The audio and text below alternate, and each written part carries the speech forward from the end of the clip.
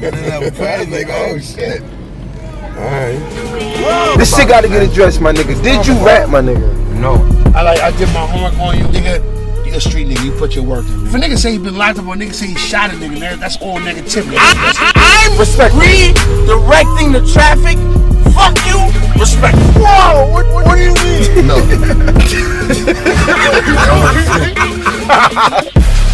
Yo, we got legendary Sadat X, man. Right here in BX right now. If I need to tell you who he is, you need to first slap yourself real quick and then do a Google fucking search, Wikipedia or something.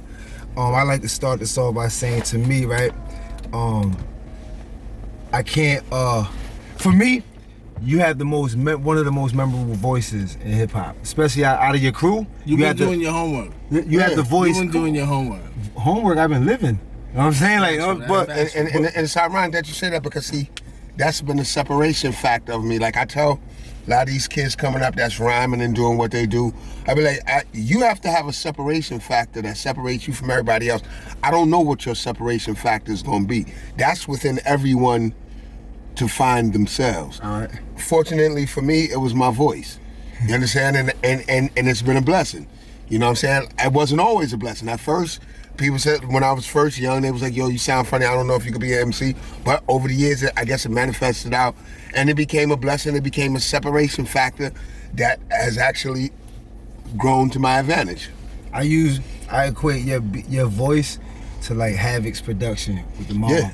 Like you equate the mob sound with, I equate you know what I'm saying, your sound with your voice. Yeah, and like speaking of that, hint, Havoc, I need to work with Havoc. You know what I'm saying? Like man. Yeah, that's on one of my bucket lists. That's, you know, I'm a fan. Yeah. See, I'm still a fan. Like, in order to stay in this game, you gotta be a fan. It gotta be things like you hear a verse on Strange Fruit or something like that, and you be like, I needed to make that verse. Word. You know what I'm saying? That fuels you to keep going. Right. Things like that fuel me and let me know, like, you can never stop learning in this game. See, a lot of time dudes get stuck where they think they're on the plateau. You never stop learning. Learning is forever. Forever. You learn to the day you die.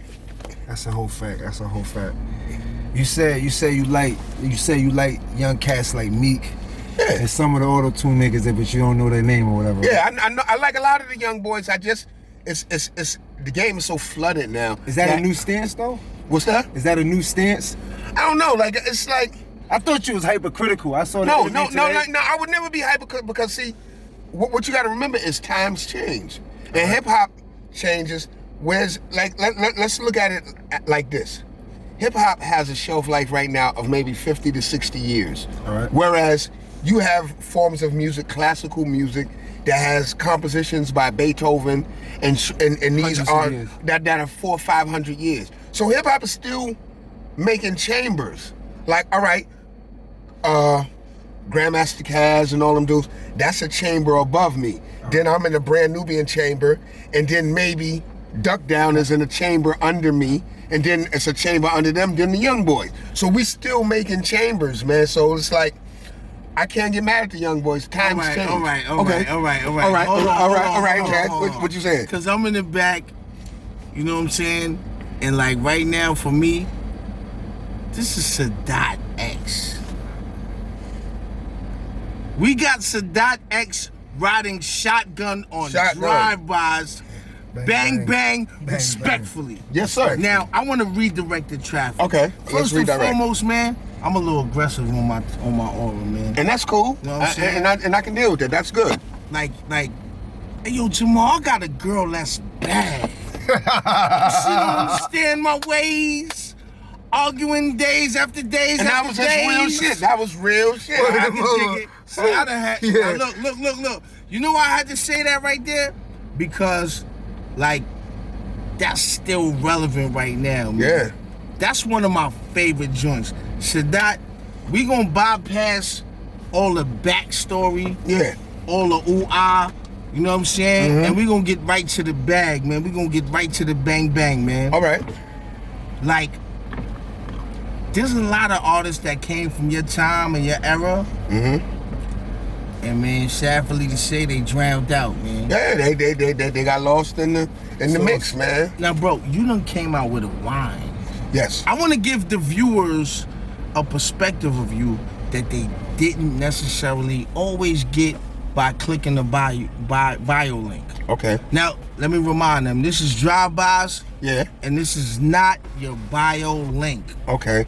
You know what I'm saying? This is organic, man. Especially when we in the car with Sadat X. No question.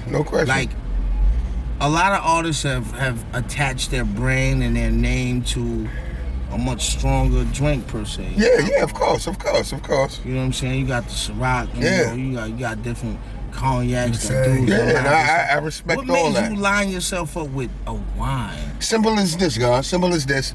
I'm in the studio with my man Will Tell, producer for Brooklyn Academy for these years, and we recording. And I'm not gonna front. We drank Hennessy. But you know, I just drank some Hennessy. Yeah. You know what I'm saying? I wasn't gonna put that out there. I'm not even gonna front. We gotta put everything out there. I'm not even gonna front. Drive-Bys. We don't play. Yeah, I'm not even gonna front.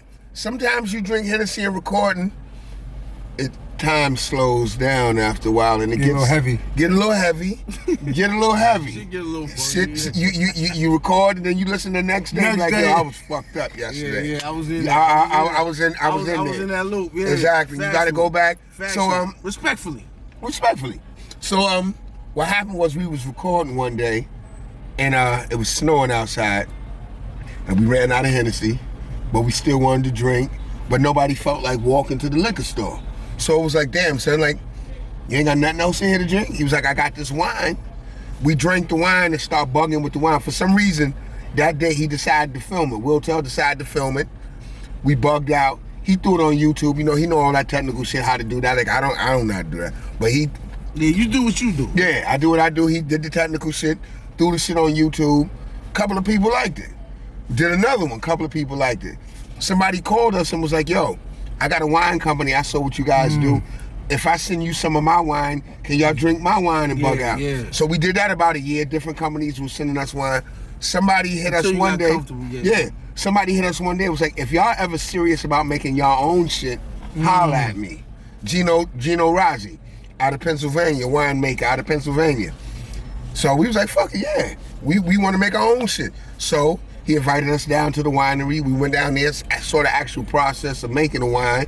And we was like, yo, you know, it sound good. Fuck it, we'll make our own wine. We started making our own wine. You know, we started putting it, we got distribution.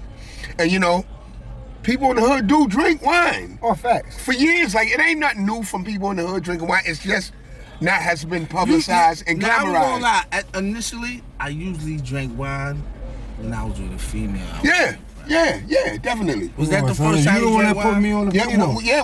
I'm gonna tell you what Pinot Grigio. Yeah.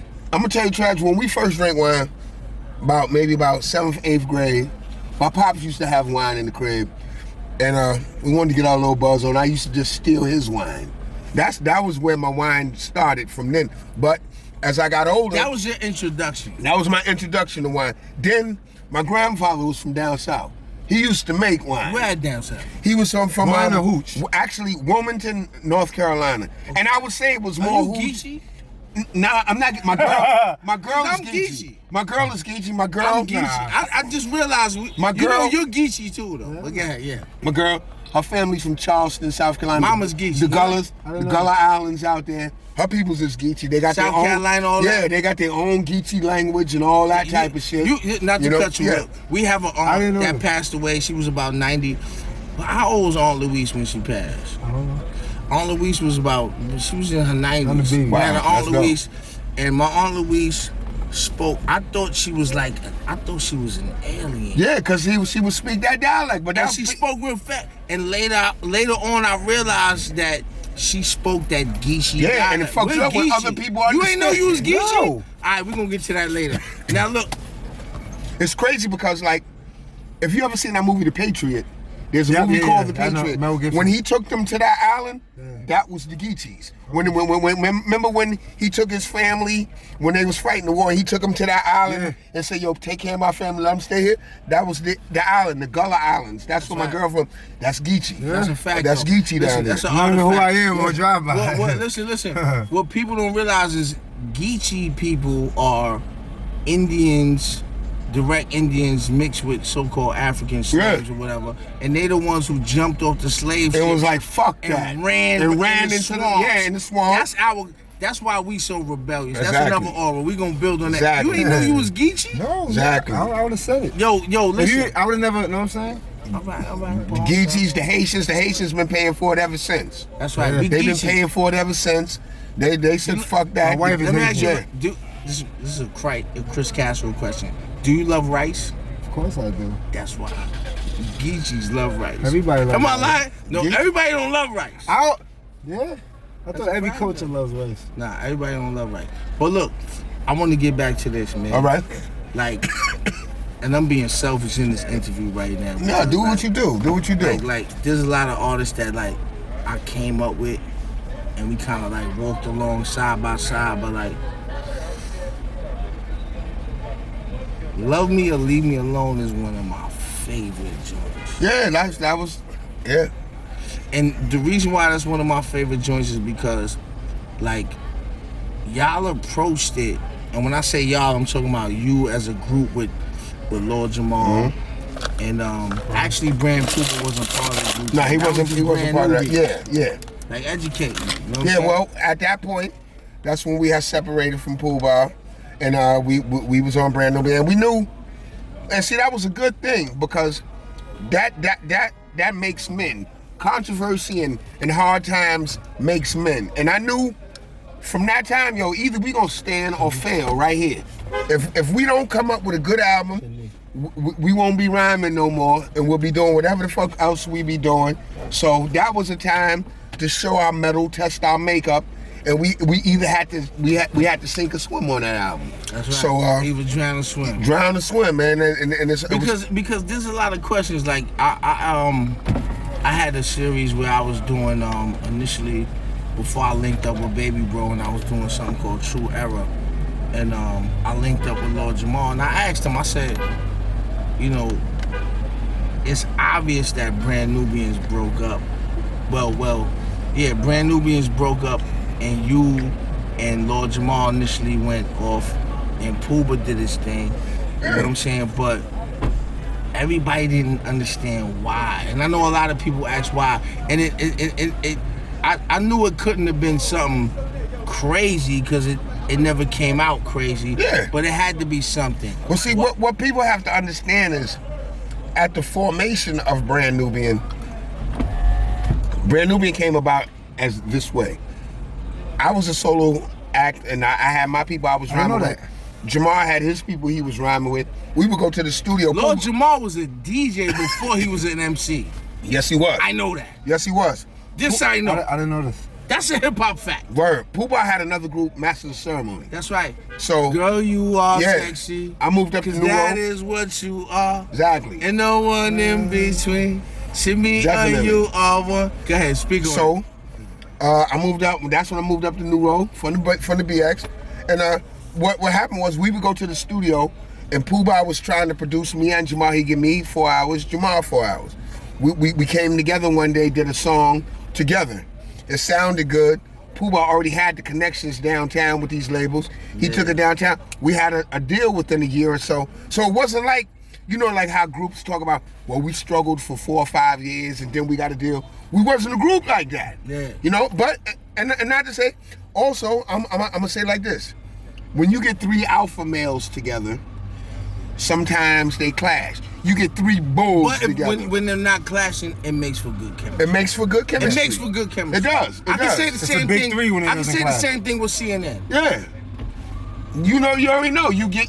Sometimes you get them out. It'll either work one day or it'll be like fire one day. That's an artifact. It'll be fire one day. It'll work 100% one day, or it'll work 0% one day, and everybody will be at each other like you never knew each other. But it was like... So that was your experience that time? Yeah, and it's like, when you're in a family with your brothers, you fight with your brothers sometimes, but you still love your brother. Facts, yeah. I can't, but you and your brother might wrestle. You and your brother might wrestle and knock the shit out of each other, but at the end of the day, you still love each other. You argue with each other sometimes, but you still love each other. So that's more or less how that went down, But I would say it made us stronger. It tested our mettle and it made us stronger. How's your relationship today? Great. We still do Brand Nubian. So we got about 2 or 3 Brand Nubian shows coming up. Yeah. We got a Brand Nubian show next week. So look. I'm gonna ask the question nobody don't want to ask them. Why the fuck it ain't a Brand Nubian album? Now that's a good question. No, that's a great question. You can answer that. I would say, scheduling. in my humble opinion, don't give them no extra. No, I'm gonna say. No, but I said that's the bullshit It's answer. still 3 alpha males that haven't fully worked it out yet. Right. That's the only honest answer I can give you. Hey, yo, Jamal, whenever we work it out, that's bad. We'll do it. I'm in the studio every day. Yeah. I'm ready to do it. If we can get it done, that would be a blessing. All right, look, we're on Drive-Bys right now. This is a brand new show. There it is. Brand new phone, man. Yes, sir. Could we get you on the Drive-Bys album? Of course. I'm always ready. I let it go. You already know. And I'm gonna tell you, if I'm not gonna get it on, I'm not gonna get it. But of course, I would like to be part of it. Definitely. We need him on the Drive-Bys album. That's an honor. Definitely. You are watching me just case you. Definitely. Pushing back. Okay, now look. Yes, sir. Listen, man. At the end of the day, right now, why haven't you as an OG paved the way for a particular young artist? Why you ain't choosing? I have. I had my man. Where they at, God? I had my man Sean Black with me. At one point, he had some issues, like as far as like psychological issues, where it never worked out. And I have put my foot forward for a lot of young boys. But then again, a lot of young boys didn't want to. They didn't want to listen to the path that had to be taken. You understand? The way that the powers that be made this game made it be like you can jump from A to Z instead of going from A to B. You understand? So you could be an OG without putting work in. Exactly. Basically, they wanted to be an OG without putting the work in. Okay.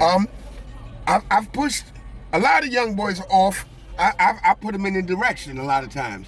A lot of times in my career, I've been at points in time when I'm still trying to solidify myself. Facts. And I tell some of the young boys, like, listen, son, I'm not even gonna lie to you, son. I can tell you what to do and maybe how to get there. I might can't get you there because I'm still trying to get there. I'm coming in a minute, God. All right, well, like I was saying with a lot of young artists, man, I've helped them. I've pushed a lot of. You gonna go get it? All right, come over here and I'll be ready. That's the good thing about Drive-Bys, man. Yeah. Like, I like to have organic interviews. Yeah, definitely. You know what I'm saying? And based on that, like, I want to ask you a question. Cool. All right, so now, a Kanye produced album, right? And they want you to write the hook for the Donald Trump single. Donald Trump. They want me to write the hook Wait, for Donald Trump. man. All right, keep going. Kanye produced album, and they want you to write the hook for the Donald Trump single off the album. How do you feel about this? Let me tell you, I would tell Kanye honestly, I'll write a hook for you and I'll work with you because I respect you as an artist, but I'm not writing a hook for no Donald Trump joint. For the simple fact of that I don't share a lot of the So you would fuck with him while he's bugging? I would. He's bugging just for attention. He's for bugging, attention. But I believe, well, I hope that it's it's a method to his madness, and I'm never gonna give up on the brother. See, because I still feel that there's a gem in him. Listen. Let me speak. I still feel it's a gem in him. I feel at this point right now, maybe he's been misguided. I know that he's went through the last 5 years a lot of struggles and controversy, and I still feel that he's not beyond the point of being reeled back in. It's getting there though. Yeah. I mean, like this latest episode was kind of hard to stomach, but I think he's looking at 6ix9ine. I think 6ix9ine. I think honestly, overall 6ix9ine is good for New York. That's a different conversation, right? Yeah, and I like 6ix9ine because hold on a second. But I think part of self. But I think for better or for worse, more on the worse, right? The game is taking all their cues on marketing and promo off of 6ix9ine, which is say the wildest shit that I know is gonna either get you heated or just clicking. And I think everybody's falling for it. For me, I'm like I feel I see through it. I get angry when we engage it. And I taught in the school. I taught 5th, 6th, 7th, and 8th grade. I teach a rap class. Middle school, Kip School. Wait, so you're Crown teaching Heights. hip hop in school? Yeah, I didn't teach. I'm gonna probably go back in January. I took a year, but I've taught there for the last 4 years, and it's funny that you say 6ix9ine because, see, at first I didn't understand 6ix9ine, and I still probably don't really understand him 100%. But as I've listened to him, you know, I'm starting to learn a little more. What I do know is he does a lot of shit in the community. Yeah. Does a lot of shit in the community. Wait. Fuck that. All right. Let's get back to Kanye. All right, let's get back. Now. Why would you fuck with Kanye while he's bugging out right now, but you won't write a hook for Donald Trump on the Kanye album? No, I'm not writing a hook for I'd rather write the hook and not stand next to him. I'm not writing the hook. I didn't ask you. For Donald Trump. See, the thing is, I might not respect his political views, but I still respect him a little bit as an artist. As an artist. Oh shit, all right. As an artist. All right, no, I got. Why hold you on 1 second. I got issue with that, right? Because I love art, right? Art saved my life, right? But I do not put it above humanity and manhood, right? Yeah. So I'm not gonna listen to a dope ass artist if he's a child molester. I'm not gonna listen to some of my favorite people in life, right? Like people that was like my heroes turn around and stew pigeons in less than half men. That's and it's like, yo, I loved you, but I can't fuck with you. I had people that I would bled for, and I saw that paperwork and it's like, bro. So I equated that. The paperwork don't lie. I equated with that, right? Mm-hmm. I would rather, like, if it's gonna be like if I respect him as an artistry, I would rather write the hook for the back and say, hey, this is art. I ain't gonna stand next to this. You know what I'm saying? And see, like, with Kanye is strange, man, because then it's dangerous. He says one thing, but then he says free Larry Hoover. But then he says some other shit. But then and it's like when that lets me to believe that he's not fully foregone. So what is he doing? He still got. I think it's all. Then why would you stand with him and you won't write a hook for Donald Trump? I'm not writing no hook for him. Well, basically, wait, and it's bug. All right, go ahead, go. To me, what's the difference? Right. Like, why stand with him and you're giving him the benefit of, to me, I mean, you know, maybe I'm bugged out, whatever. No. To me, there is no benefit in the doubt. So, I'm just saying, like, we're giving Kanye the benefit of the doubt, and I know, you know, Kanye will probably never be on Drive-Bys after this, and I don't know, I might get pulled up on all type of charges because I see Jim Jones did after he shot at Kanye, but I don't give a fuck about that.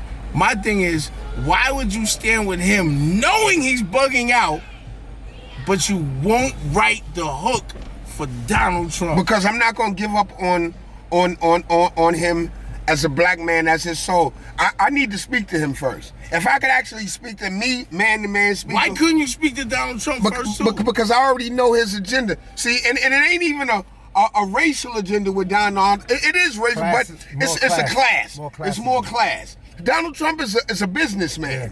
He's running the presidency. Don't you see Kanye as being a businessman throughout all of this? He's trying to be. Why all of a sudden would he be jumping in these lanes and sporadic? He's just like his whole approach to this is erratic. I think I want to say this. I want to say ahead. Kanye looks like he's crazy right now, bro. Tell the truth. Somebody tell the fucking truth. Yo, I'm gonna tell the truth. I don't think he does. I think he looks like someone who is saying this works, and I'm gonna beat it into the fucking ground until it doesn't, because I need to be in this space where everybody talks about me or I don't feel good about myself. I could be dead wrong, but I'm a people watcher. That's part of it. I'm a people watcher. I think that's actually part of it. Like he made me feel like I've got to be a part of it like that, but like it's bugged out, man, because he's just looking strange. He's wearing that funny hat, misshapen white man hat, and it's like it's bugged out, man. And I'm like, I liked Kanye, man, and it's like I still like him. In 2006, I still like. So what changed? Something changed. Don't tell me you liked him and then you still like him, because that means something changed, girl. It's just that. No peace, man. Stop it. It is, God. I want the whole truth. In 2006, I want the truth. It's like, yo, man, like when I listen to like some songs he made, like the production of Jesus Walks and these, and then like listen. He's an impeccable producer. Yeah. But his political views. Yeah, I differ, and I think they're dangerous. I think they're. Why? Why do you think they're dangerous? Well, let me think about it. Let me rephrase that. Because I'm a dad of a black boy. Yeah, it's like different. Like when you say that, I'm just gonna jump out the window. Fuck it, because when we say make America great again, do we want the same America that? That's what I said. When was America ever great? That's the thing for me. Talk to like, me. what year back. was it great? Now you're talking. That's what I want to know. Like, I would ask him. You said make America great again. First of all, what year was it great? What year did they come here? For who? What year did they come here? I was saying the year before that. Yeah, what year was it great for us? The year before what that. year was it great for us? Like, I seen T.I. take a stance, and then I seen him kind of like step back. I just want to know what year Jim was Jones great. took a stance, and it seems like a whole bunch of shit Snoop fell forgave on Jim him. Jones Snoop behind it. forgave him. It's just, man, like, I just hate to see, man, like a figurehead like that for hip hop, like one of our figureheads, because Wasted power. wasted power. Like, instead of giving the message, So you feel like he's wasting his power? It's not even waste because he's using it. yeah, he I is asked you a using it. question. He's not wasting the power. He's using it. I'm purifying your question. Pardon me. He's using it for his so-called agenda. I'm still trying to figure that out. You know, like that's I what I think said. Like it's nothing to figure out. he has me really confused right now. Like, What's Sadat X doing today? what Sadat X is on. First of all, like, one thing about Sadat X, I've never let no president define me, because whoever's been in office, I've still had to do what I had to do. You understand what I'm saying? Arrest the president. Yeah, so He's a like drug dealer.